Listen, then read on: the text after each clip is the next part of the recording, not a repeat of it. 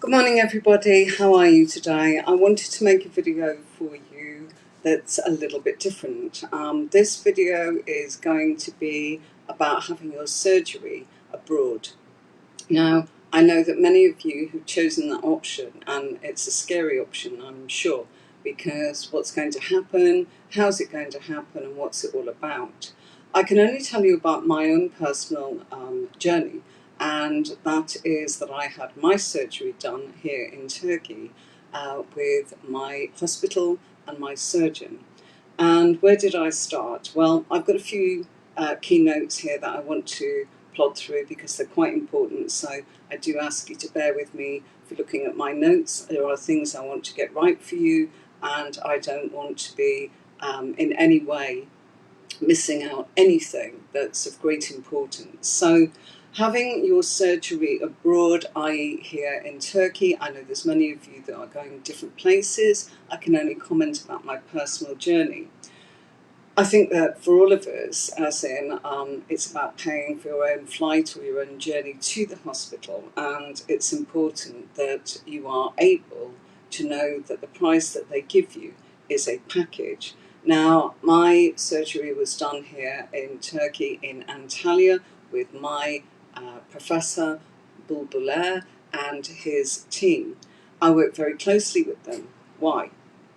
I'm not an agent, I'm not trying to get anything out of this apart from what I was looking for when I was doing my research. And lots of my research was pointing to the answers coming from America. There seemed to be so much more information. Things are growing now. It's 2.5 years since my surgery.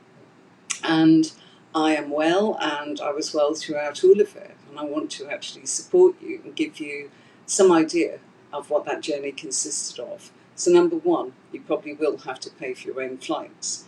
Number two, you will need to speak with your surgeon at the hospital or your doctors. I think that's very important that you get a feel for who it is that's going to actually be doing your surgery, and see if you connect with them.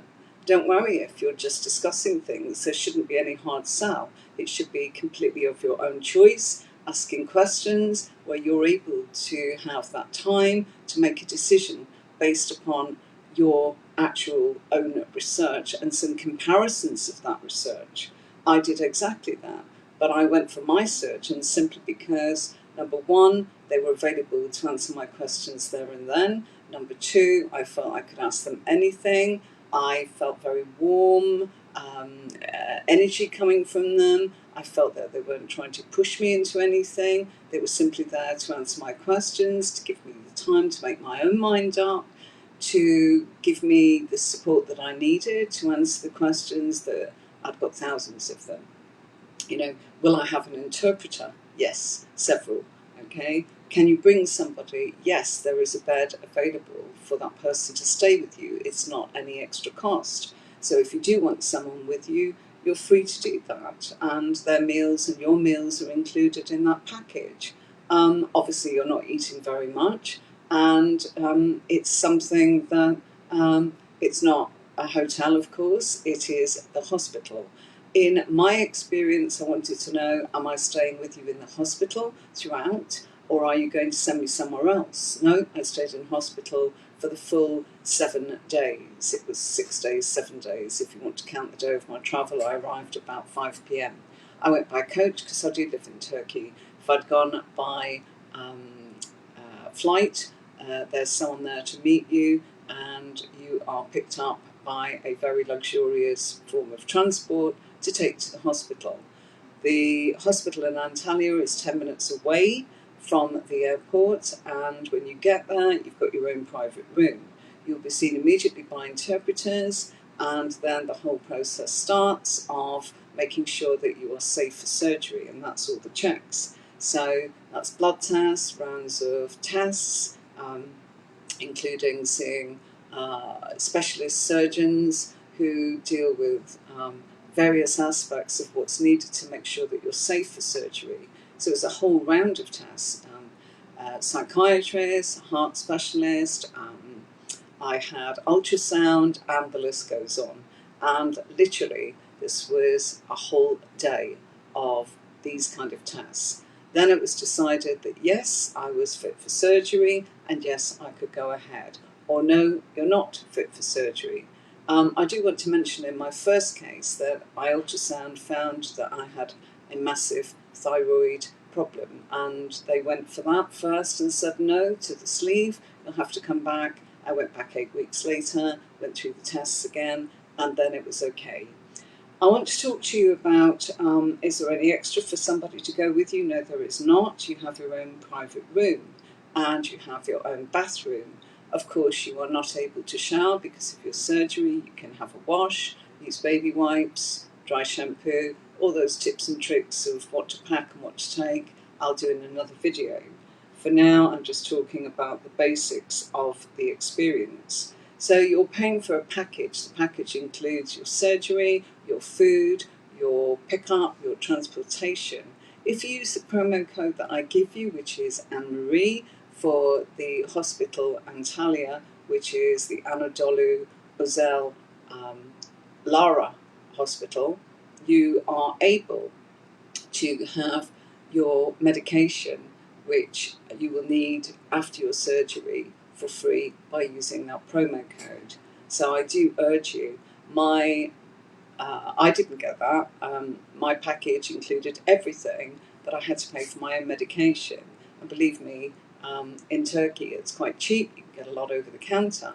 But in this case, it was actually very expensive, the injections and the medication and the supplements. So you are getting that as part of the promo code Anne-Marie for this particular price in Turkey. It is under £3,000. I think at the moment they are charging £2,900 for everything. Your flight is not included, but everything else is including, with this promo code, your medication. Is there a deposit? You will have to discuss that with them. I feel that if there are any extra tests, they do not charge you anything extra. They continue forwards with everything that you will need, as part of a package. And that package means any extra painkillers or supplements while you're in hospital, or any extra tests, it's all part of your package. And there are interpreters floating around the hospital for 24 hours a day. They are English speaking. Your professor understands English. He doesn't speak a lot of it, but he always has an interpreter with him. The other doctors do speak English, and you are with them all the time. And you stay in the hospital, as does your person, if you choose to travel with someone. I went alone. I was more than happy. I was more than content. Just to talk about the fear of what people are talking about with complications. What if there's a complication?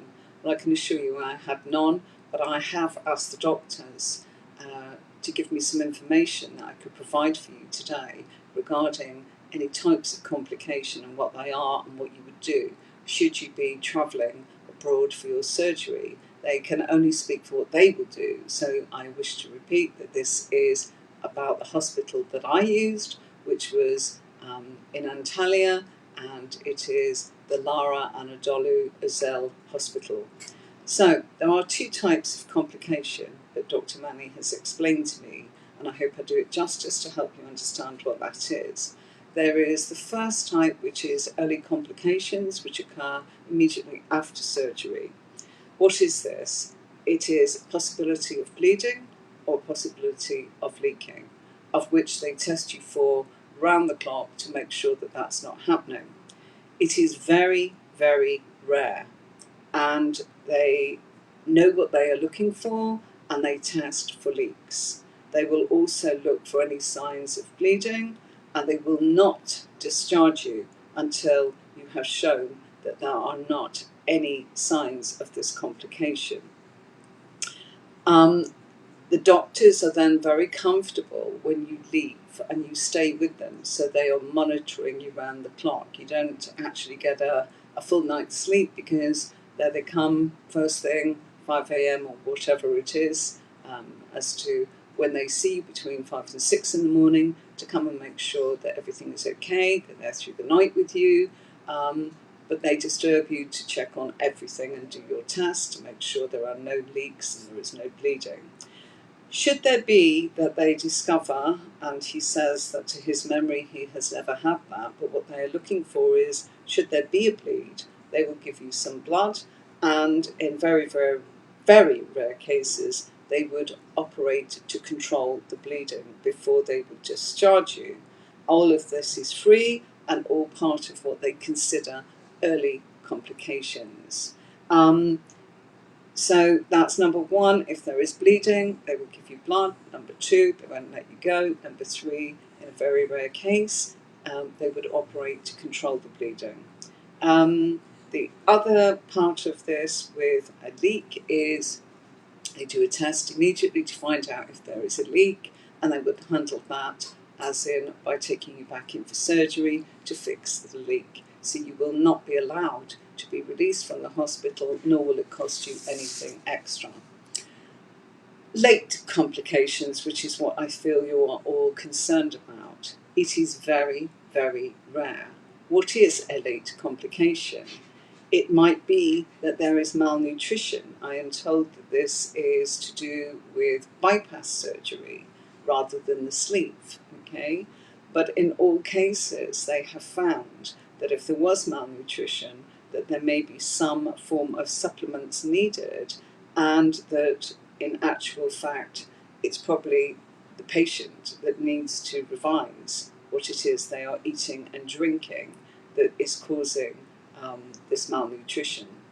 If there was such a case that it was needed that you would need to see your surgeon again, they are never urgent, I am told. It is never urgent. And if you wish to travel back to see your surgeon at the cost of your own flight again, you would then be seen by your team that did your surgery with my hospital, and all you would actually pay for is the hospital and the instruments used, not the surgery and not the surgeon's time. So I think that that's excellent. They've actually said they have no memory of ever having this happen, but that is the procedure that they are always aware that they must follow. So one of the other complications after surgery is regain of weight. Again, it probably is to do with the patient and what the patient is actually eating after surgery. There's a whole list of people that are available. There are nutritionists, dietitians with this hospital to help you work out what it is you should be doing. And obviously, if you're having the sleeve, it's no miracle cure. You've got to know your stuff, you've got to know what you're prepared for, and that you are changing your eating habits. Your eating habits that are changed are to make sure that you're getting your nutrition, that you're taking your supplement. Once you've actually had your surgery and you're probably 3 months out, all you're probably taking is a vitamin a day and maybe some anti-acid tablets like myself. That's what I take. Obviously, I take my thyroid tablet because I don't have a thyroid anymore, but that's not you, that's me. That was my different surgery. So what is it that could cause you to have malnutrition?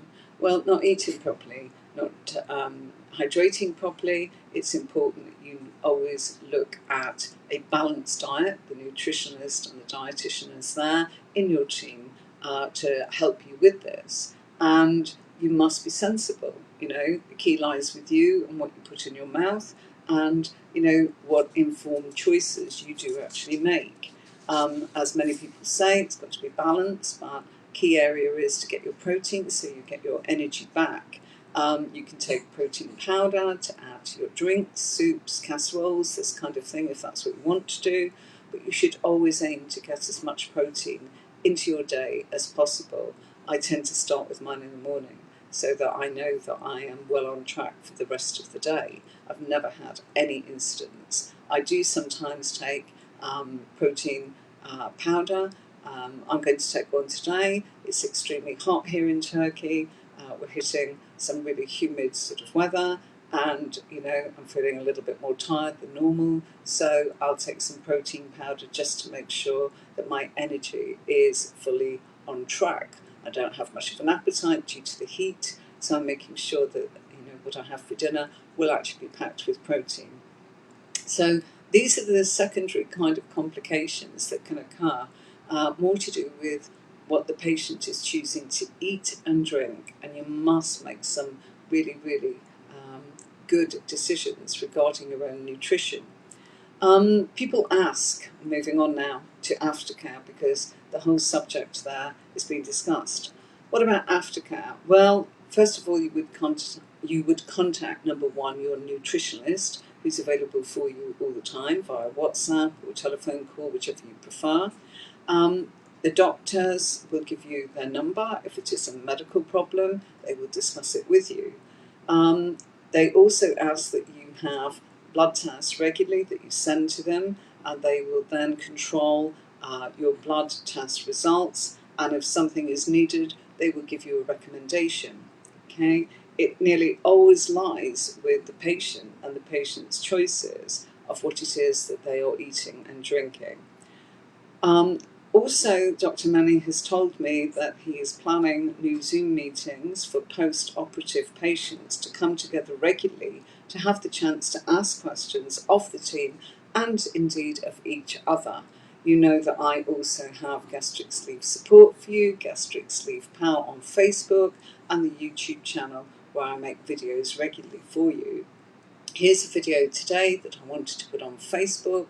I am in other Facebook groups to actually let people know that I am there, to let them see the videos, to let them be part of the group, to help them on their journey.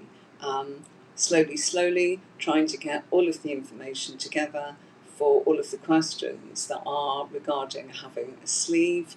I know that there is bypass. I don't know anything about that because it's not my surgery, but the Zoom conference call does actually help. I've been in 2 Zoom conference calls with Dr. Mani and Professor Bulbulair, and I'm a little disappointed that people haven't come along. Perhaps they think it's hard sell. We had 40 people, but they were all sort of patients that were very clear that they did want this surgery with this hospital. Do please come along.